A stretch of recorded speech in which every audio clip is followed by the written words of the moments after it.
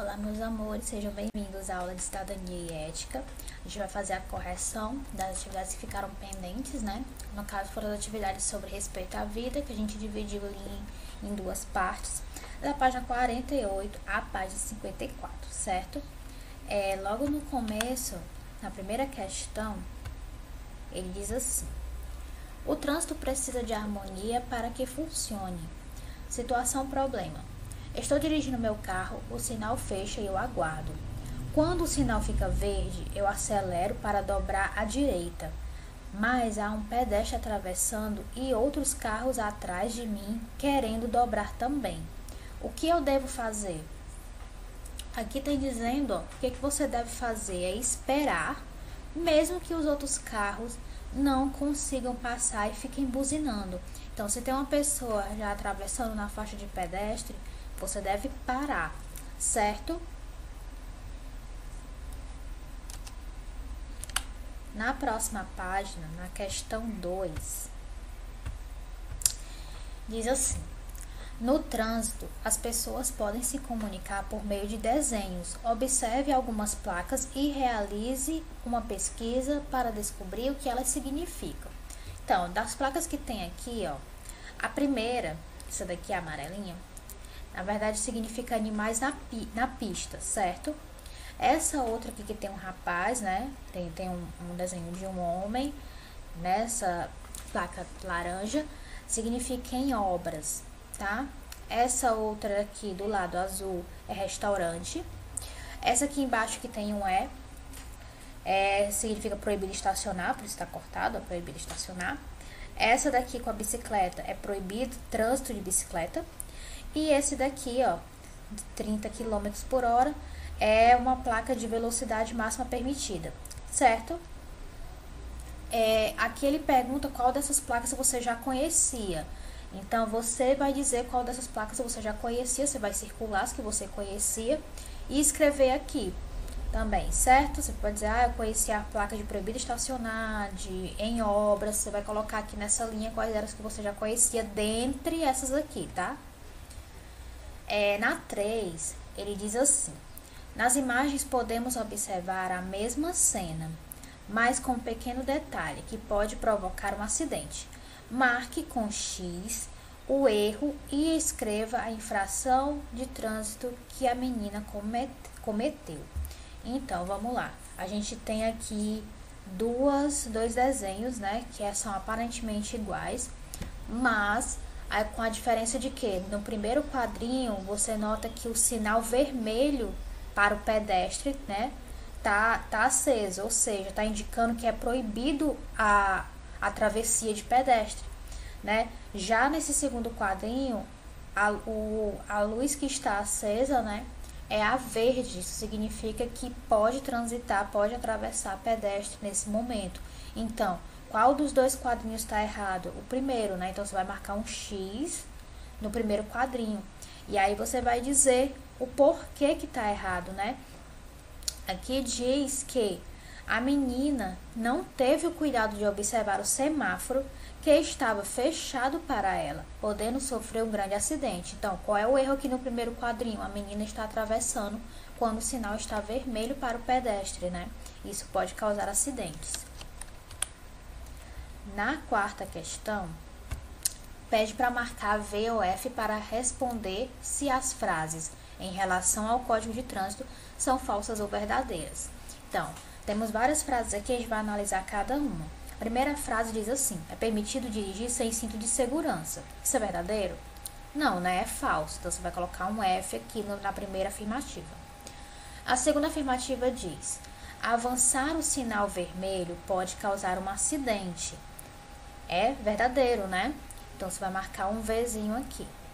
Na terceira afirmativa diz: toda criança menor de 5 anos pode sentar no banco da frente. Mentira, né? Então, você marca F. A próxima afirmativa diz: é proibido dirigir sob o efeito de bebida alcoólica. Isso é verdade, então você vai marcar um Vzinho aqui. A próxima diz: todo motorista deve parar o carro em cima da faixa de pedestre. É falso, né? Você vai marcar o F. A próxima diz: é permitido que o passageiro use cinto só em viagens. falso, né? Tem que usar o cinto o tempo todo, então você marca um F. A próxima diz, todo motorista deve estacionar nas calçadas, também é falso, a gente sabe disso, marca um F. E a última afirmativa diz, os pedestres devem atravessar na faixa de segurança, isso está correto, então você marca um V, certo?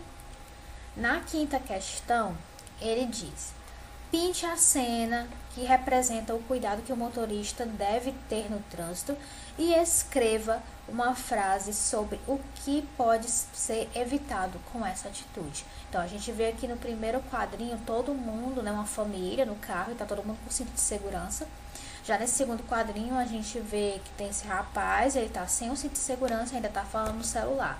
Então, aqui nós sabemos que é muito fácil acontecer um acidente, né, porque o motorista, tanto ele tá sem o cinto, né, que pode auxiliar aí no acidente para que ele não, né, não sofra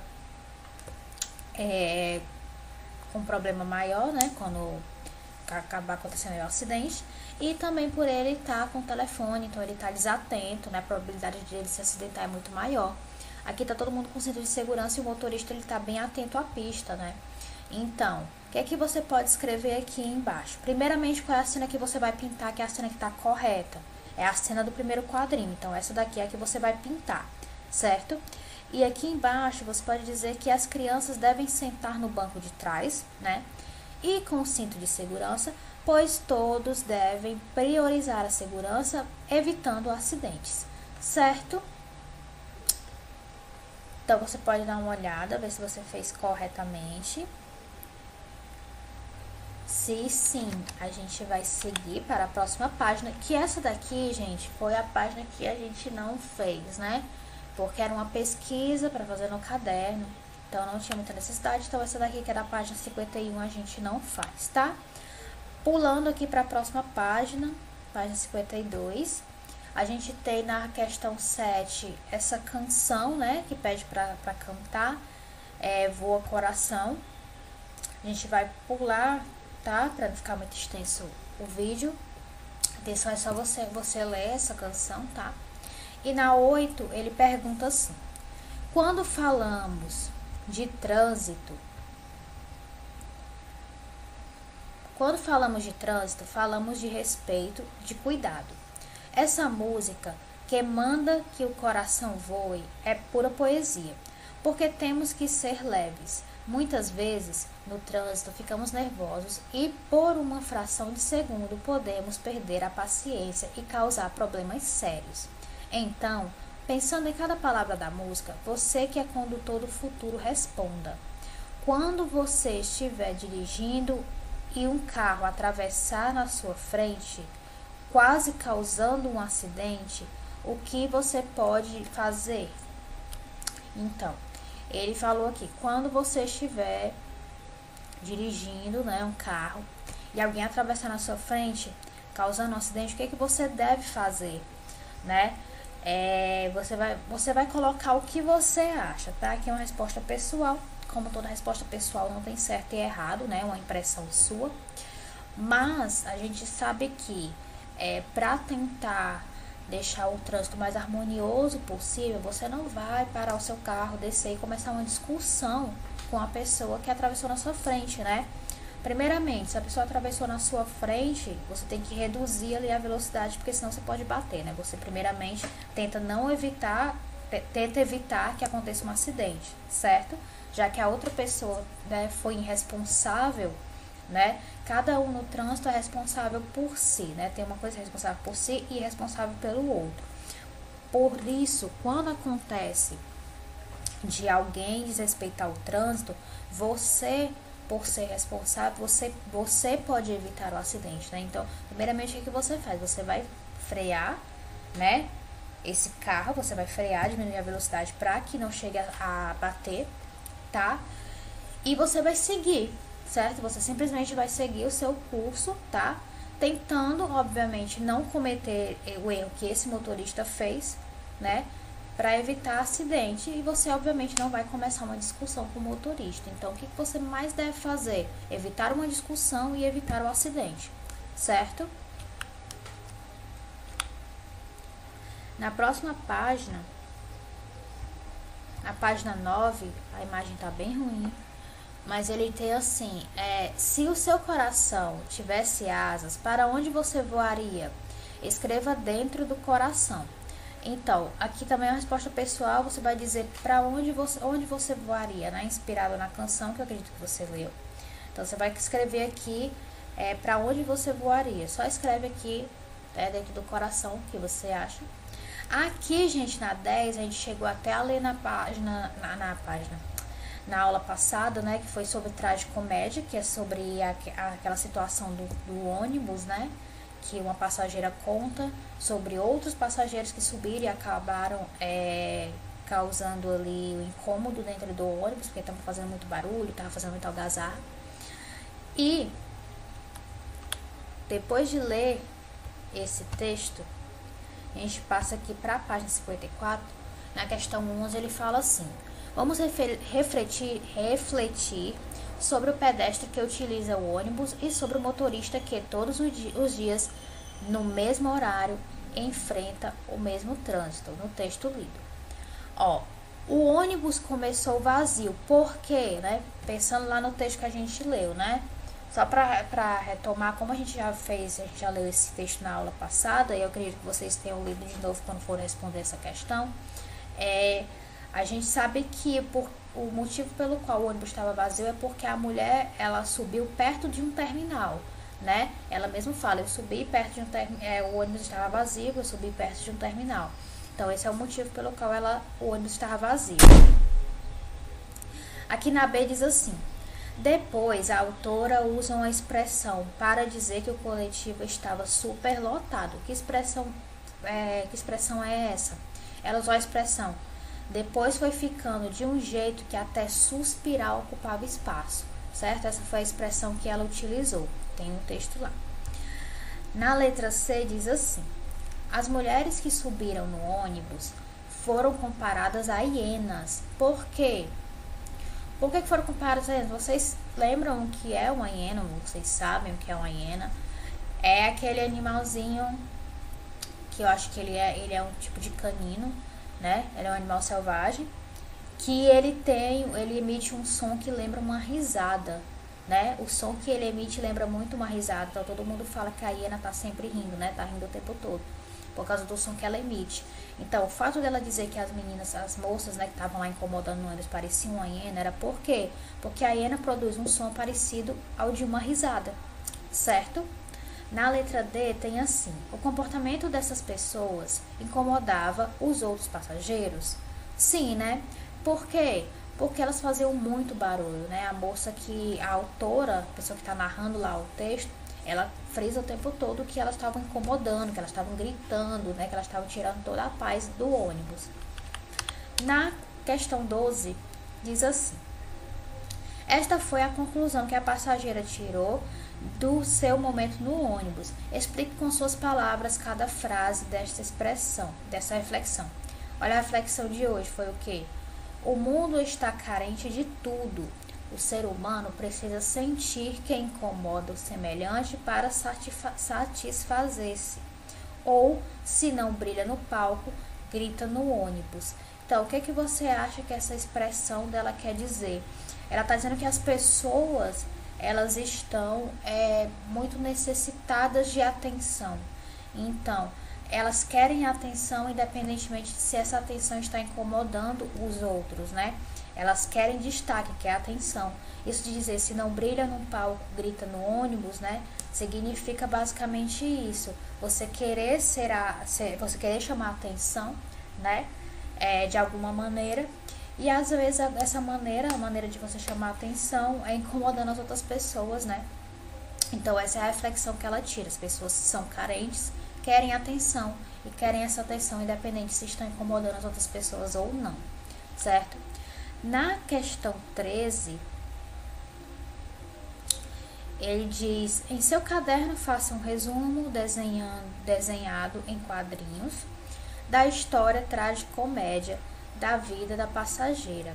Então, aqui tá pedindo para você fazer, você vai ler de novo aquele texto, né, para lhe ajudar, e você vai fazer, é como se você fosse reproduzir aquele texto só que em quadrinhos, né, Todo mundo sabe que são os quadrinhos, né? Você vai fazer os desenhos lá da moça entrando no ônibus, da moça no ônibus, já o ônibus ficando lotado, depois dessas mulheres que subiram, rindo muito alto no ônibus, enfim. Então, é só você fazer o quadrinho. Isso aqui também é uma resposta pessoal, então não tem certo e errado, tá? É a sua interpretação do texto, tá? Para um quadrinho. E a gente terminou a correção. Nós vamos iniciar a aula. A gente vai entrar no tema de solidariedade, que é da página 55, tá? Logo no comecinho tem assim: falar de solidariedade é falar de cuidados, é também falar de ações. E, por fim, é ter a consciência que precisamos uns dos outros. Podemos observar nas grandes catástrofes globais como o mundo se movimenta para ajudar.